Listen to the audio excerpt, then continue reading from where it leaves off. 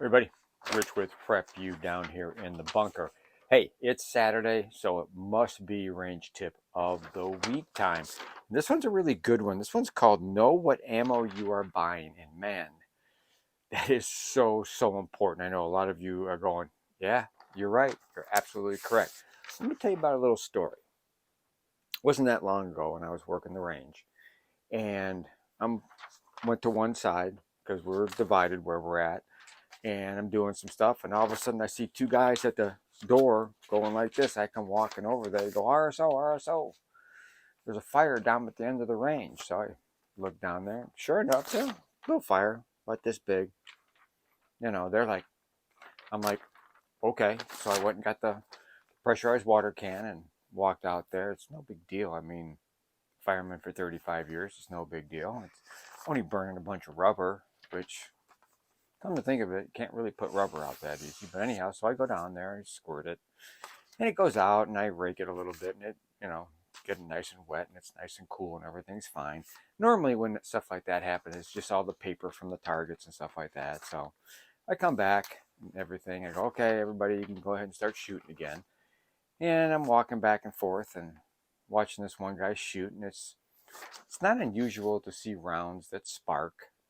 Um, Whatever, especially since, during COVID when we couldn't get ammo around here, there was a lot of Turkish ammo that was kind of a coated brass, and that coating would come off and spark all over the place. I didn't think anything of it. I'm sitting there, all of a sudden I'm looking down range.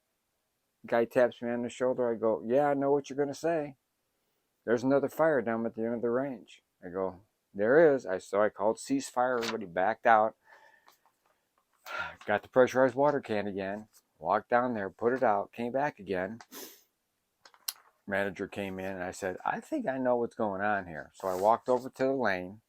They were shooting an AR. I said, hey, can we see your rounds? So he says, yeah, I got this bucket at a gun show. Well, okay. Looked at my manager, Mike, and we just kind of smiled at each other. We're going through it. We're going through it and looking and looking and looking, and pull up incendiary round. Going through, going through, going through. Pulled up another one and another one. All these rounds were different manufacturers, different brass, or different cases, and all that kind of stuff. And we go, did you buy this in bulk? He says, yeah, it was sold by weight. I said, okay. I said, you can't shoot any of those here. I'm sorry, it's got to go. You can't shoot these specifically here. No one's going to let you shoot them. Maybe on a farm somewhere. But can't shoot here. You've started 2 fires already. But I didn't know. Okay, but you should have. And he's right. And I was right. He didn't know, but he should have. And that's why I made this video calling, you should always know what ammo you are buying. Probably one of the worst places to buy ammo is at a gun shop. Unless you really know the people that are reloading that ammo, you don't know what's inside of it. You don't know what they're using. You don't know how much they're putting in. They may say, oh, we're putting in 115 grain, but they're not putting 115 grain. They're putting less, or they're putting more, or whatever. So you got to be really careful. But let's look at the different categories of why you need to know what ammo you buy. Caliber. Time and time again, this happens to everybody. This happens to our people at the range counter. This happens to people that are just picking the ammo up off the shelf. They buy the wrong caliber ammunition for their firearm. They may be looking, oh, okay, I like this. Oh, I just grabbed that. May have been stocked wrong. You may have grabbed 9 mils here, and one shelf below is 380. And you grab the 380 by mistake because you're talking to your buddy over here, or your wife, or whatever, or your significant other. Got to be careful. Make sure you grab the right caliber for the firearm you're going to shoot. And if you're shooting multiple calibers, try not to put multiple caliber firearms and their magazines on your tray at the same time. All right? All it's going to do is jam. It may not even go in the magazine. I get people all the time, this doesn't fit. It only goes in so far. Well, it's the wrong caliber. Okay, think about that. Grain. Know what grain you're buying. I mean, take 9 mil for sake of argument. You got 115, you got 124, you got 147. You give somebody that hasn't shot 9 millimeter before 147 grain, and depending on the size of the firearm, they're going to know it. Maybe your firearm doesn't like that grain. You know, maybe you just want to shoot the 115. You know, maybe you want to shoot 124. I don't know. But you got to make sure, watch your grain. All right? Type. You go to the range, there's no reason, unless you're just going to try it out in your firearm, because I tell people all the time, if you've got a self-defense firearm, you've got to fire your self-defense rounds. Okay? You've got to shoot that in your firearm to see if it cycles properly. You get 20 of them, buy 40. Shoot one 20 round box and make sure your firearm likes that, because not all firearms like all kinds of ammunition. We know that.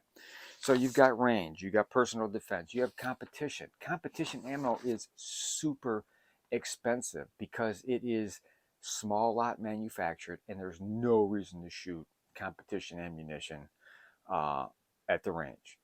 And there's no reason to shoot personal defense ammunition at the range unless you're testing it out. Buy range ammo. Now, even within range ammo, you can get different stuff. You can get a house brand, okay? Like Cabela's and Bass Pro have their house brand. We have our house brand. Then you start moving up, and you can get all the way up to really good, really clean Sig Sauer range ammo. Some of the best out there as far as I'm concerned, beyond going to, match grade and all that kind of stuff, which you don't want to shoot at a range unless you're in competition. And then again, just like personal defense, you want to shoot that match grade in your firearm or your rifle to make sure that it cycles properly. In competition is not the time to find out, especially if you're shooting tree gun or long range or whatever, any type of competition. Age. True. I have opened up tuna cans of ammunition for my Mosin Nagant, and it was absolutely perfect. I've also seen ammo come in that is rusty, it's coated with nasty stuff, there's leakage around the primer. It all depends on how you store it. So it's very important to store your ammo properly in a cool, dry, secure area where there's, no bugs, no moisture and stuff like that. That's why we use ammo cans to keep our ammo in. So that's an issue. Case type. Case type is a whole nother thing. I have 2 firearms that will not shoot steel. I have one of my rifles will not shoot steel. No matter what I do, no matter how I clean it. I even had a guy show me one time to take your AK ammo, have a towel, and roll it in some oil so it cycles better. It cycles better. Still didn't like it. Maybe it's my brain though too. I just like brass because I just like brass. Trades in better too. You get a better price for it. So there's aluminum and there's steel, there's brass, there's mixed alloyed cases. Have you ever seen the ones that look like a shiny bluish kind of weird looking color? It's a mixed, so like I said, not all firearms like that. So if you're going to buy bulk, make sure your firearm likes the ammo that you're buying in bulk. You can buy it, and it's a lot cheaper to buy 20 rounds of one brand of ammo in a certain type of case and find out it doesn't work than buy 1,000 rounds, and then you got to find somebody you're going to sell it to. So you really have to know your ammo, make sure your firearm likes the ammo. Know who you're buying from. There are 3 types of ammo. There is factory, there is remanufactured, and there is reloads. Okay, our house brand is a remanufactured brand. It's the old brass casings go through the same machine that factory ammo goes through, but they're using older cases. All right, and of course, Reloads are people are picking up the brass, they're cleaning the brass, they're popping the primer out, they're putting a new primer in. Then they have a real nice machine where they're one by one, they're loading and doing that kind of stuff. Be real careful.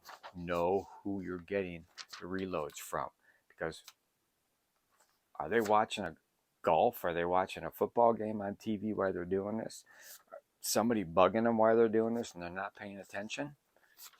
Maybe, and that brings up another subject, and here's a bonus feature for you too. Squib loads. The most squib loads that I know of after 6 years of working on this 2 different ranges, most squib load comes from reloaded ammunition. Although for a while we were seeing a lot of factory squib loads, which I don't know if that's because ammo was so short and they were cranking it out so fast, and some of the machines were taking care of. It's like everything, machines will goof up. Machines may not dispense the right amount of powder into the case before it puts the bullet on. You just don't know. Squib loads happen. Okay, what is a squib load? A squib load is a bullet that when the primer is struck, it fires, but there's not enough or no powder within the case to send the bullet forward, and that tip of that bullet will only go so far down into the barrel of the firearm. Now, you'll be able to tell. You need to know how to tell what a squib load's like.